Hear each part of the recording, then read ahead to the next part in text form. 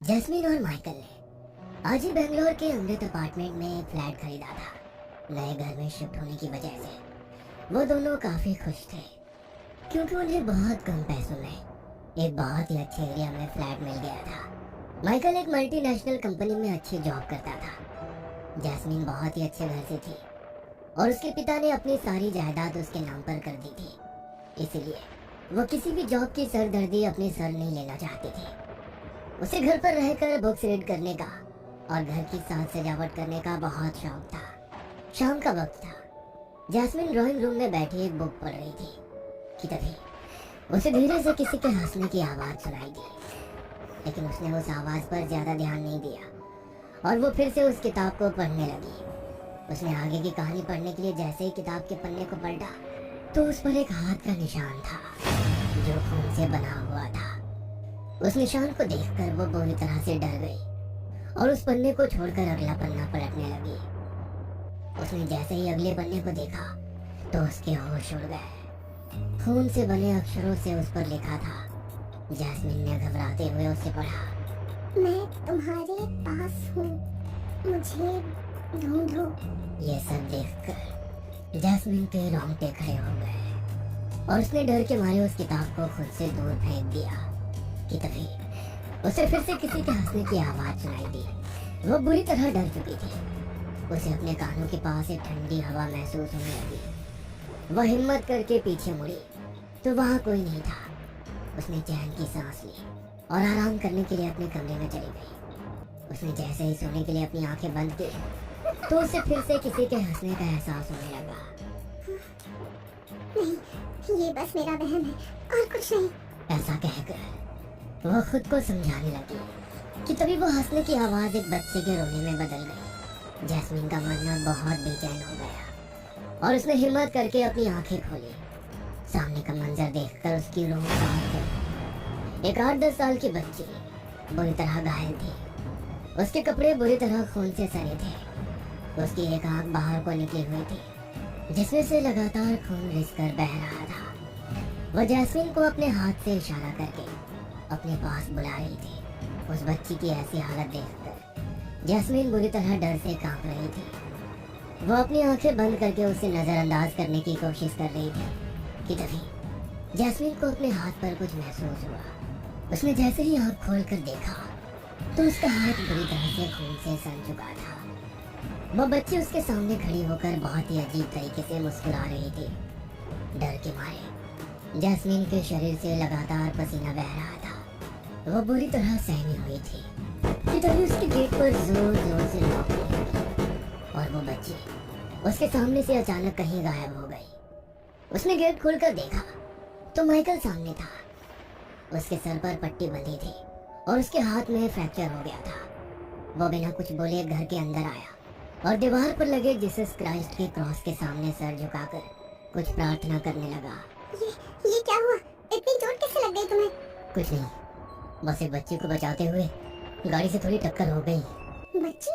Michael के मुंह से उस बच्ची की बात सुनकर जैस्मिन और ज्यादा डर गई और उसके दिमाग में वही बच्ची घूमने लगी। वह जब भी घर में अकेली होती तो उसे वही बच्ची नजर आती। एक रोज वो कुछ सामान लेने के लिए घर से निकली। वो अपार्टमेंट में 9th फ्लोर पर रहती थी। वह जैसे ही लिफ्ट में चढ़ी वैसे ही अचानक लिफ्ट का दरवाजा बंद हो गया और लाइट्स बार बार बंद चालू होने लगी और उसे फिर से वही हंसी की आवाज सुनाई देने लगी। उसने जैसे ही लिफ्ट के शीशे में ध्यान से देखा तो वही बच्ची एक टक उसे घूर रही थी, लेकिन इस बार वो अकेली नहीं थी। उसके साथ एक औरत भी थी। वह दोनों लगातार जैस्मिन की ओर घूर कर देख रहे थे। वो उसकी ओर अपना हाथ बढ़ा रहे थे जैसे वो उससे मदद की गुहार कर रहे हो। जैस्मिन कुछ भी समझ नहीं पा रही थी कि उसके साथ आखिर ये सब क्या हो रहा है। आखिर क्यों ये बच्ची बार बार उसे नजर आ रही है। जैस्मिन का डर के मारे बुरा हाल हो गया। उसने जैसे ही पीछे मुड़कर देखा तो वहां कोई नहीं था कि तभी अचानक किसी ने उसकी कलाई को कसकर पकड़ लिया।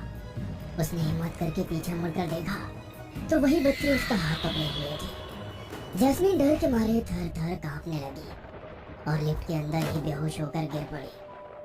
कुछ देर बाद जब लिफ्ट खुली तो वॉचमैन ने जैस्मिन को वहां से बाहर निकाला जैस्मीन ने जब अपनी आंखें खोली तो वो अपने घर पर थी।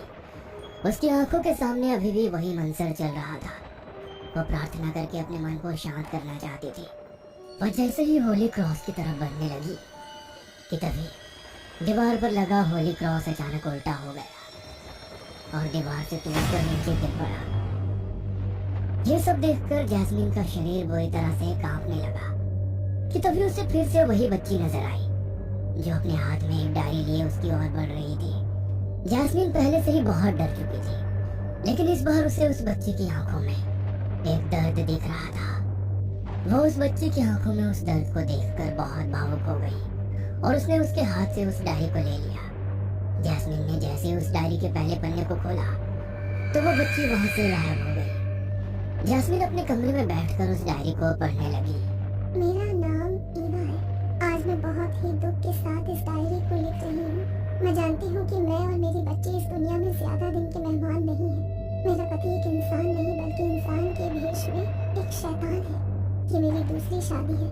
मेरे पहले पति की मौत एक रोड एक्सीडेंट में हो गई थी, जिसके बाद उनके एक दोस्त ने हमेशा मेरी और मेरी बच्ची की देखभाल की, और एक समय आया जब उसने मेरी बच्ची को अपनाते हुए मुझसे शादी कर ली। मेरे पति एक बहुत बड़े बिजनेसमैन थे और उनके जाने के बाद उनकी सारी प्रॉपर्टी मेरी बेटी स्टेफनी की थी। मेरी बेटी ही उनकी इकलौती वारिस थी। हमारी शादी होने के बाद मेरे दूसरे पति ने मेरी बेटी को लीगली अडॉप्ट किया। पहले तो मुझे ये बात समझ नहीं आई, लेकिन धीरे धीरे मुझे उसके सब इरादे अच्छे से समझ आने लगे। वो मुझे और मेरी बेटी को इस दुनिया से खत्म करके हमारी सारी प्रॉपर्टी हासिल करना चाहता था। लेकिन जब तक मैं ये समझ पाती तब तक बहुत देर हो चुकी थी। उसने पहले ही हमें मारने की सारी प्लानिंग कर ली थी। उसने खुद का एक्सीडेंट प्लान किया था और उसी दौरान मुझे और मेरी बेटी को किडनैप कराया। मैंने किसी तरह खुद को और अपनी बच्ची को हमारे हाथ पैरों पर बंधी रस्सियों से आजाद करवाया। हम खूब चीखे, खूब चिल्लाए, लेकिन किसी तक हमारी आवाज पहुंच ही नहीं पाई। वहाँ सब कुछ सुनसान था। बस कुछ ही फैमिलीज थी जो तब तक वहाँ रहती थी, लेकिन उन तक भी हम अपनी आवाज नहीं पहुँचा पाए। शायद आज इस दुनिया में हमारा आखिरी दिन है। मैं चाहती हूँ कि एक दिन ये डायरी किसी को मिले और वो हमारे साथ हुए इस अन्याय का हमें इंसाफ दिला सके। शायद इस दुनिया में एक तुम ही हो जो हमारी मदद कर सकती हो, क्योंकि तुम मेरे पति को बहुत अच्छे से जानती हो। डायरी में लिखी इस आखिरी लाइन को पढ़कर जैस्मीन अचानक असमंजस में पड़ गई, लेकिन जैसे ही उसने डायरी के पेज को पलटकर देखा तो उसके पैरों के नीचे से जमीन खिसक गई। उसके अगले पन्ने पर ईवा की फैमिली फोटो थी, जिसमें वो, उसकी बेटी स्टेफनी और उसका पति था। वो कोई और नहीं बल्कि उसका पति माइकल ही था, और ये वही घर था जहाँ ईवा और उसकी बच्ची को किडनैप करके रखा गया था। और कई दिनों तक भूखे प्यासे रहने के कारण उन दोनों की मौत हो गई थी। ईवा और उसकी बेटी की मौत का इल्जाम उस पर नहीं लगा, क्योंकि धीरे धीरे करके माइकल ने ये बात हर जगह फैला दी कि ईवा के बॉयफ्रेंड ने उसका एक्सीडेंट करवाया और ईवा अपनी बेटी को लेकर उसके साथ भाग गई। ईवा के पिता भी अब इस दुनिया में नहीं थे जो उसे इंसाफ दिला पाते। जैस्मीन अब सब कुछ समझ चुकी थी। उसने उस तस्वीर से आगे बढ़ते हुए उस डायरी के अगले पन्ने को पलटा। इसका अगला शिकार तुम हो, बचा लो खुद को। इतना पढ़ते ही जैस्मीन को पीछे से किसी के कदमों की आहट सुनाई दी। उसने जैसे ही पीछे मुड़कर देखा तो उसका पति उसके पीछे हाथ में गन लिए खड़ा था। उसे देखकर जैस्मीन के होश उड़ गए। वो वहां से भागने की कोशिश करने लगी, लेकिन माइकल ने पूरी ताकत से उसके हाथ को पकड़ लिया। कि तभी कुछ ऐसा हुआ जिसका माइकल को अंदाजा भी नहीं था। ईवा ने अपनी शक्तियों से पास में रखे फूलदान को उसके सर पे दे मारा और वो वहीं बेहोश हो गया। जैस्मीन ईवा और उस बच्चे की ओर देखकर मुस्कुराई और उसने जल्दी से पुलिस को कॉल की और उस रूम से निकलकर रूम को बाहर से लॉक कर दिया। जैस्मीन के पास से मिले सबूतों के बलबूते पर पुलिस ने माइकल को अरेस्ट कर लिया और पूछताछ करने के बाद अपार्टमेंट के गार्डन से उन्हें ईवा और उसकी बेटी की लाश बरामद हुई। ईवा की आत्मा चाहती तो खुद भी माइकल को मार सकती थी, लेकिन वो उसके गुनाहों की सजा उसे जीते जी दिलवाना चाहती थी और उसका सच वो पूरी दुनिया के सामने लाना चाहती थी। ईवा की आत्मा ने आज अपने और अपनी बच्ची के लिए इंसाफ तो किया ही था, लेकिन उसने जैस्मीन जैसी मासूम लड़की की जिंदगी को बर्बाद होने से भी बचा लिया था।